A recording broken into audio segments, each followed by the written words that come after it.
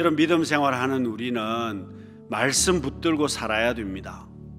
여러분, 내가 어떻게 살아야 되느냐? 말씀을 붙들고 살아야 한다는 겁니다.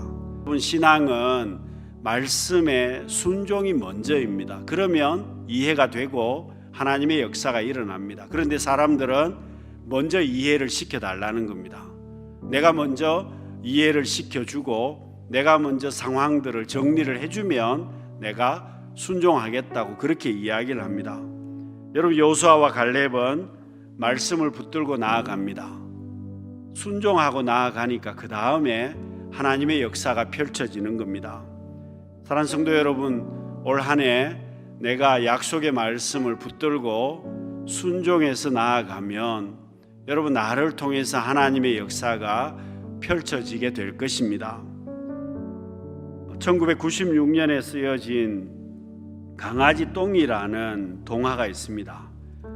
동화 작가 권정생 씨가 쓴 강아지 똥이라는 동화인데, 누구도 관심을 받지 못한 채 길바닥에 굴러다니던 하찮은 강아지 똥을 의인화해서 동화로 만들었습니다.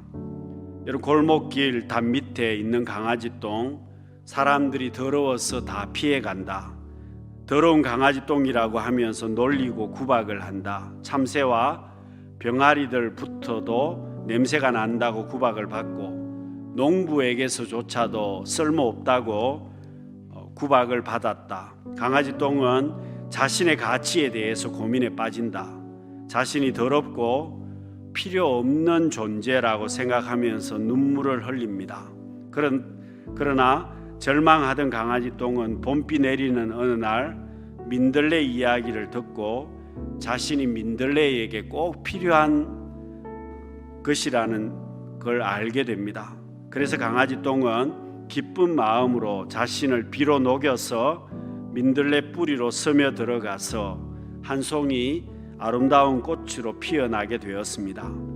세상에 가장 쓸모없어 보이던 강아지 똥이 누군가에게 소중한 존재로 변한 것입니다.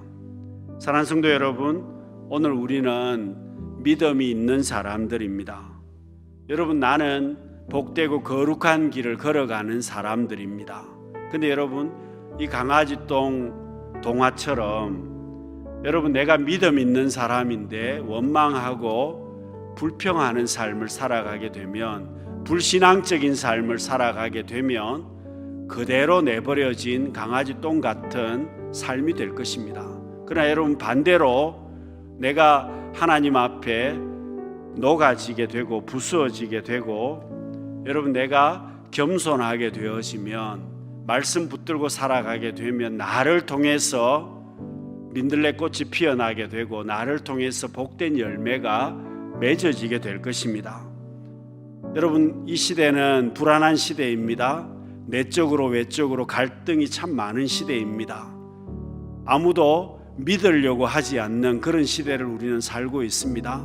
외적으로 여러 가지 문제도 많이 가지고 있는 시대를 우리는 살고 있습니다. 여러분, 교회도 마찬가지입니다. 갈등이 많은 시대를 살고 있습니다. 그렇기 때문에 여러분, 내가 기도하지 않으면 살 수 없고 하나님의 은혜를 내가 누리지 않는다면 살 수 없는 시대를 우리는 살고 있습니다. 사랑하는 성도 여러분, 어떻게 내가 믿음의 길을 걸을 수가 있겠습니까?